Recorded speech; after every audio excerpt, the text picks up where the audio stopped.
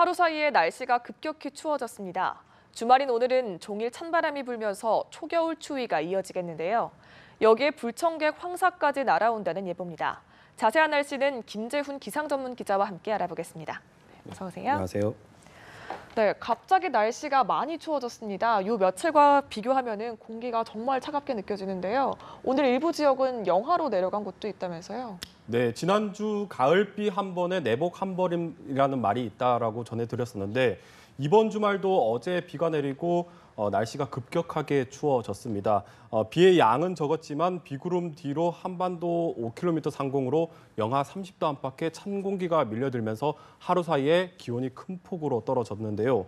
오늘 아침 서울의 기온이 2.7도, 강원 철원이 영하 0.8도까지 내려가면서 초겨울 날씨를 보이고 있습니다. 특히 어제부터 해안과 해상으로는 바람이 무척 강하게 불고 있는데 현재 충남 서해안으로는 강풍주의보가 내려져 있고 또 대부분 해상에서는 풍랑주의보가 내려져 있습니다. 이들 지역은 시설물 피해와 또 안전사고에 각별히 좀 주의를 할 필요가 있겠습니다.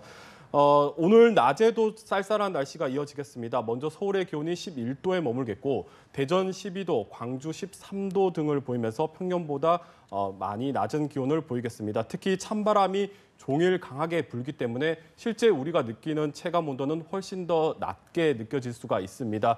오늘 외출할 계획이 있다면 옷차림 좀 든든하게 하셔야겠습니다. 네, 오늘 아침 바람이 정말 차갑던데요. 내일은 더 춥다면서요. 얼마나 추워지는 건가요?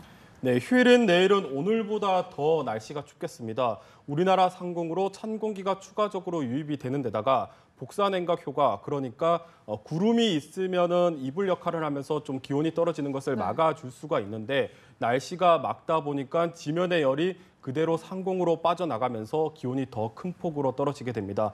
내일 서울의 아침 기온이 1도 안팎까지 내려가겠고 강원 철원은 영하 6도, 대관령은 영하 8도까지 떨어지면서 올 들어 가장 쌀쌀한 날씨를 보이겠습니다. 중부지방뿐만 아니라 남부 내륙에서도 서리가 내리고 얼음이 어는 곳도 많을 것으로 보여서 농작물 피해가 없도록 좀 주의를 좀 할 필요가 있겠습니다. 이번 추위는 다음 주 월요일에 누그러지겠는데요. 내일 오후부터 찬바람이 조금씩 잦아들기 시작을 하면서 월요일에는 대부분 지방의 아침 기온이 영상권을 회복하면서 평년 수준의 날씨를 회복을 할 것으로 보여집니다. 하지만 이 월요일 오후부터는 다시 비 예보가 들어있는데 이 비가 그치고 나면 또다시 찬바람이 불면서 초겨울 추위가 다시 시작될 전망입니다. 네, 다음 주면 2018학년도 수능입니다. 수능 날만 되면 평소보다 날이 더 춥다고 해서 입시 한파라고도 불렀는데 이번 수능 날씨는 어떤가요? 네, 수능 때만 되면 포근하다가도 날씨가 갑자기 추워져서 입시 한파라는 말이 있는데 하지만 최근 수능일 같은 경우를 좀 살펴보면 한파라고 할 정도의 추운 날씨는 드물었었습니다. 과거에는 12월에 치러졌던 학력고사가 11월로 수능으로 당겨진 영향도 있겠고 또 지구온난화의 영향으로 기온이 상승하는 추세를 보이기도 했었습니다. 그런데 올해 수능일은 좀 많이 춥습니다. 먼저 수능 예비 소집일인 15일에는 서울의 기온이 0도 안팎까지 떨어지겠고 또 수능일에는 영하 1도까지 떨어지면서 하필이면 수능일에 올가을 들어서 가장 추운 날씨가 나타날 것으로 전망이 되고 있습니다. 특히 경기 북부나 강원 그리고 충북 내륙 같은 경우에는 영하 5도 안팎까지 떨어질 것으로 보여서 수험생들은 추위 대비를 좀 잘 해야 되겠습니다. 수능 당일에는 날씨가 춥지 않다고 하더라도 수험생들이 긴장감 때문에 훨씬 더 춥게 느껴질 수가 있습니다. 네. 실제로는 또 올해는 실제로도 많이 춥기 때문에 이 긴장감과 찬바람이 더해져서 더 춥게 느껴질 것 같은데 그렇다고 해서 무작정 또 두꺼운 옷을 많이 껴입고 가면은 또 입시를 했을 때 난방 등의 영향으로 또 긴장이 풀어지고 또 대래 졸음이 올 수가 있습니다. 따라서 수험생들은 올해 수능을 보러 갈 때 좀 쉽게 입고 벗을 수 있는 얇은 옷을 좀 여러 겹 껴입고 간다면 체온 조절에 훨씬 더 유리할 수가 있습니다. 아무쪼록 올해 수험생들은 또 추위, 또 긴장감 모두 잘 이겨내서 100% 제 실력을 발휘했으면 좋겠습니다. 네. 그런데 이번 주에 미세먼지가 한 차례 말썽이었습니다. 그런데 오늘은 또 황사라고 하더라고요. 주말 동안 미세먼지는 좀 어떨까요?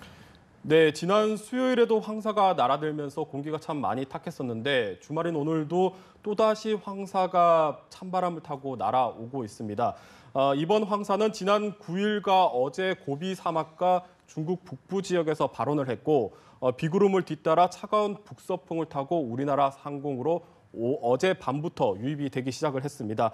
현재 서울에서도 황사가 관측이 되고 있는데 서울의 미세먼지 농도가 세제곱미터당 125 마이크로그램까지 올라가 있고 또 인천은 122, 경기는 137 마이크로그램 등을 보이고 있습니다. 특히 경기 북부 지역 같은 경우에는 조금 전 9시를 개서 미세먼지 주의보가 발령되기도 했습니다. 오늘 이 황사의 영향으로 수도권과 강원 영서, 충청과 호남 등 주로 서쪽 지방의 미세먼지 농도는 평소보다 한 3배에서 4배 정도 높은 나쁨 단계가 종일 이어질 것으로 보여집니다. 따라서 오늘 외출하실 때는 마스크를 좀 준비를 할 필요가 있겠습니다. 네, 황사는 보통 봄철에 오는 걸로 알고 있는데 지난주나 이번 주나 계속 가을 황사가 오고 있습니다. 특별한 이유가 있는 걸까요? 네, 보통 황사하면 봄철이 떠올려집니다. 근데 최근에는 이 황사는 봄에 발생한다는 이 공식이 점점 깨지고 있습니다. 네. 올해만 하더라도 9월과 10월에 벌써 한 차례씩 황사가 발생을 했고 또 11월에도 황사가 2차례가 관측이 되고 있습니다. 가을철 황사는 2000년대에 들기 시작하면서 급격히 증가하는 추세를 보이고 있는데요. 실제로 황사 발생 비율을 좀 살펴보면 1980년대만 해도 봄철 황사가 98.7%를 보이면서 압도적으로 많았다가 2000년대에 들면서 가을 황사가 점점 늘어나고 있습니다. 특히 2010년대에 들어서는 가을철 황사가 전체 황사 비율의 10.2%까지 올라와 있는 모습을 볼 수가 있습니다. 따라서 이제는 황사가 꼭 봄철에 국한된 것이 아니라 가을과 겨울, 여름을 제외한 가을과 겨울에도 언제든 발생을 할 수 있다 이렇게 생각을 하시면 될 것 같습니다.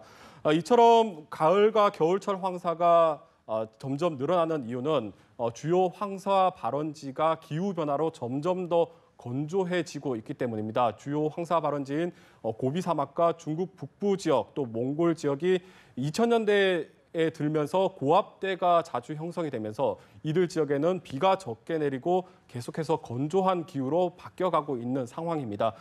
따라서 실제로도 올해 이들 지역 같은 경우를 좀 살펴보면 지난 10월에 실제로도 강수량이 10mm밖에 내리지 않을 정도로 아주 건조한 상태를 보이고 있습니다.